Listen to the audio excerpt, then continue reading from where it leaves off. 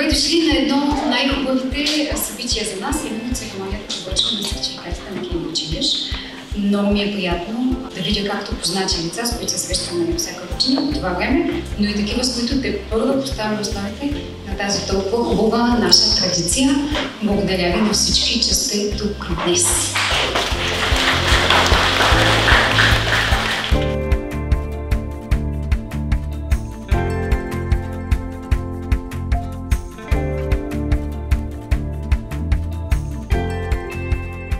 Предимствата на обучението в Британика са на първо място гъвкавостта на работата по групи.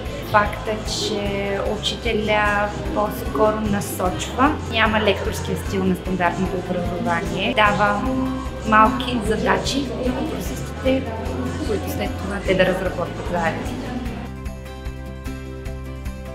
Не, взех сертификат на статус. На сертификата вече бях супер спокоен, защото когато си упражняваш и знаеш всичко, си спокоен и няма какво да се притесняваш. През следващата година пак ще уча в Британика. Аз завърших ниво стартърс и ставам ниво булърс. Това, което научих през обученията е да изчаквам другите, не само да казвам отговор. Британика е най-хубавото училище.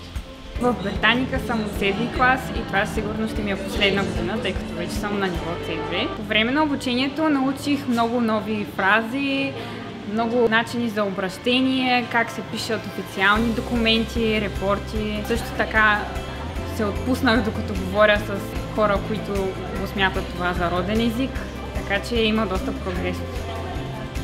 Това е много сложно. Британика е повече от 3 думи със сигурност. Бих казала, че това е атмосфера, език,